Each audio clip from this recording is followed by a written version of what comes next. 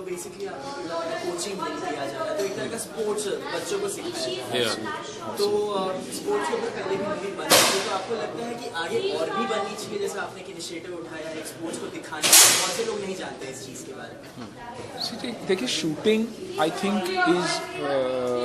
Is one of India top sports today. आज अगर medals देखेंगे, प्राइड जो इंडिया को अगर कहीं से आ रहा है, तो it's definitely shooting is one of दो स्पोर्ट्स जहाँ एक इंडियन होने के नाते आप बोल सकते हो कि यार हमारी टीम ब्रिलियंट है।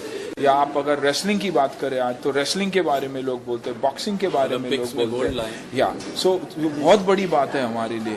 क्रिकेट के मैचेस हर रोज खेले जाते हैं, हर रोज एक टूर्नामेंट जीतते हैं तो 15 दिन के बाद हारते भी हैं। तो of course it is like our national sport, people are passionate, वो एक तरफा। एंड आई थिंक ये बहुत बड़ी बात है।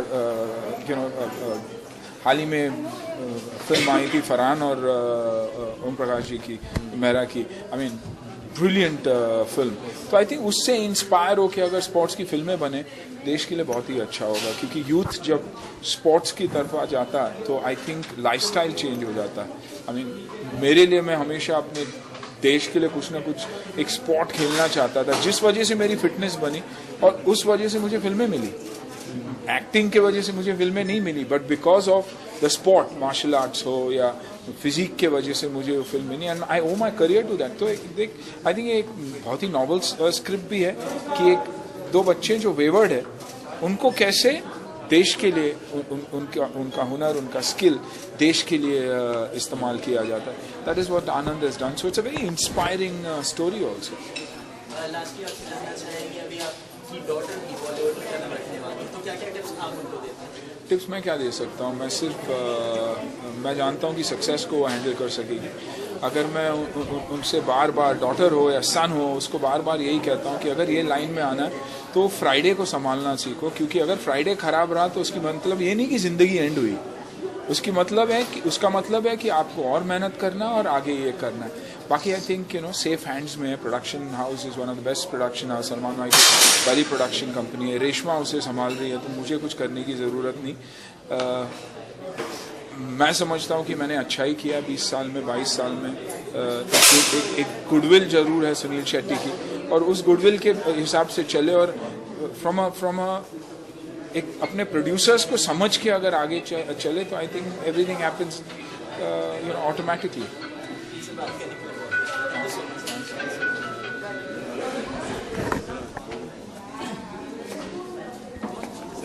पर्सनल क्वेश्चन चाहिए था। बीजी के star they are doing a feature अपना यूट्यूब स्टार। भी आजकल जैसे जिया खान का हुआ था ना, डिप्रेशन के लिए how to overcome with that. आप अगर अपने पेरेंट्स के सबसे अच्छे दोस्त रहे, और पेरेंट्स अगर अपने बच्चों के सबसे अच्छे दोस्त रहे। मेरी बेटी 21 साल की है, मेरा बेटा 18 साल का है, और आई थिंक माना and me are the best friends to my children. बल्कि उनके ग्रैंड पेरेंट्स भी उनके उसी दोस्त हैं। जब मेरी बेटी ने कहा कि सडनली वो एमरी कुछ और पढ़ने के लिए जाना चाहती थी और सडनली फिल्म्स की तरफ इंक्लिनेशन दिखाया, तो मैं शॉक्ड नहीं था, ना ही सरप्राइज था। मैं बैठा उसके साथ, मैंने समझा कि उसकी सोच क्या, वो क्या करना चाहती है, and I said fine, these are the rules that you have to follow, which you know. बाकी it's your life, go ahead and do whatever you want. तो I think parents और बच्चे अगर एक दोस्ती का रिलेशनशिप रखे आज के दौर में, I think there is nothing better than that. Then any pressure is no pressure at all. आज मेरे पिताजी आई थिंक 80-85 ईयर्स के हैं, और मैं शाम को जब घर जाता हूँ तो उनके पास पहले जाके बैठता हूँ, और जो भी मेरे टेंशन है अगर मैं 2 बार उनसे बताऊँ और उन्होंने कहा कुछ नहीं होगा, तो मुझे जेन्युइनली लगता कि कुछ नहीं होगा। तो I think it's basically parents जब अपने बच्चों में बिलीव करते हैं और अपने बच्चों को बैक करते हैं, there is no bigger support than that. इस फिल्म की जो शूटिंग सर बॉम्बे और अलग-अलग कोच हमारे साथ ट्रैवल करेंगे। डेफिनेटली ट्रैवल करेंगे, नहीं तो मैं शूट कैसे करूँगा? अभी बहुत सारी चीज़ें हैं, जो छोटी छोटी चीज़ें हैं, जो थैंकफुली एक टाइम ऐसा था जब हम फॉर ग्रांटेड ले लेते, यूनिफॉर्म को, पुलिस की यूनिफॉर्म को, या आर्मी हो, नेवी हो, बस अच्छा लगे तो चल जाता। लेकिन अभी रैंक, लुक, पर्सनालिटी, वो जस्टिफिकेशन देना बहुत ज़रूरी है। आई थिंक सो साथ साथ एक एक्सपीरियंस कोच, बेरी सर जैसे एक एक्सपीरियंस कोच का रहने का मतलब यही है कि एक फिल्म ऑथेंटिकली बनेगी और कहीं, क्योंकि स्पोर्ट्स पर बेस्ड है, कहीं भी मीडिया हो या क्रिटिक्स हो बाद में उसकी निंदा न करे, ना ही शूटर्स निंदा करे, बल्कि they should be proud of the film when it is out कि अच्छा है यार, एक शूटिंग पे एक फिल्म बनी और जो स्पोर्ट एक नेशनल स्पोर्ट जैसा है, that brings us pride, is being looked after. आप मिल्खा बाग ने बहुत बड़ा ट्रेंड सेट किया है स्पोर्ट्स को लेके, तो अभी इस तरह की फिल्मों और भी फिल्में बनने के अभी ऑलरेडी स्क्रिप्ट लोग सुन रहे हैं, तो आपको कैसा लग रहा है कि इस तरह की? आई think it's super. I mean मैं एक स्पोर्ट्समैन हूँ, मेरी ज़िंदगी स्पोर्ट्स में भी बीती है। आज भी जब CCL का सेलिब्रिटी क्रिकेट लीग का दौर शुरू होता है तो 3 महीने पहले से बच्चों की तरह एक्साइटमेंट होता है। गेम के पहले ऐसे लगता है कि मैं इंडिया के लिए खेलने जा रहा हूँ, but that is what sport brings out in you. Healthy body healthy mind, अगर आप एक स्पोर्ट्समैन हो तो ऑटोमेटिकली वो है। And there is no better thing in life than to wear the national t-shirt, medal, cap. I think उससे बढ़िया कुछ नहीं। हमेशा मैं कहता हूँ कि because I was a failed sportsman, मैं एक्टर बना।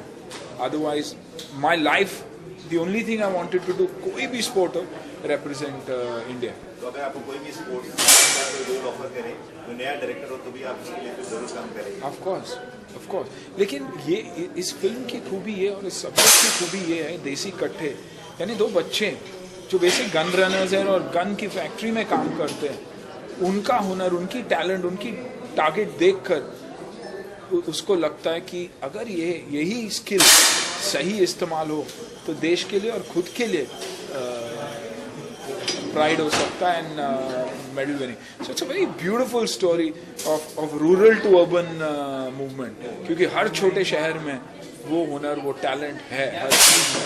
आज आप इंडियाज़ गॉट टैलेंट देखते हैं तो आप सडनली देखिए ना 2 बच्चे जो झलक सभी जगह दिखाई दे रहे। I mean they are for me, according to me, beyond world standard also. Internationally मैंने बहुत शोज देखे, लेकिन दो बच्चे जिस तरीके से परफॉर्म करते हैं शायद ही दुनिया में कहीं और हो। I think it's brilliant. Anand ji, जो ये सब्जेक्ट आपके ज़हन में कैसे? सब्जेक्ट एक्चुअली मेरे पास जो मेरे राइटर हैं आर्यन सक्सेना, वो लेके आए थे और 1 लाइनर उन्होंने सुनाया जब मैं ज़िला कर ही रहा था। और जैसे सुनील सर ने बताया कि इतना ब्रिलियंट स्क्रिप्ट है कि एक छोटे से कस्बे से निकल के वो फिर कहाँ पे उनकी ज़िंदगी जाती है, फिर वहाँ शूटिंग कोच का आ जाना, मतलब उनकी ज़िंदगी में कैसे बदलाव आता है। 2 गरीब बच्चों की कहानी है बेसिकली। और तो वो जो जर्नी थी ना, उससे हिंदुस्तान में हर आदमी ना रिलेट करेगा। और जहाँ स्पोर्ट्स आता है वहाँ पे और पैट्रियोटिज्म, जैसे सर बता रहे थे कि भाई मैं हमेशा प्ले करना चाहता हूँ, क्यों पैट्रियोटिक्स हैं इंडियंस जो हैं, वो मेंटली दिमाग में उनके ना पैट्रियोटिज्म है।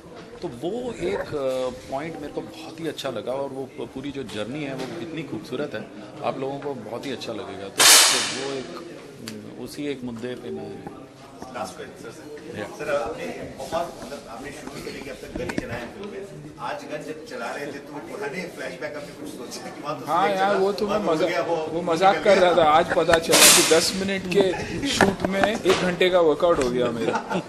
कंसंट्रेशन, फोकस, इट्स मेडिटेशन, सब कुछ आपको हटा के।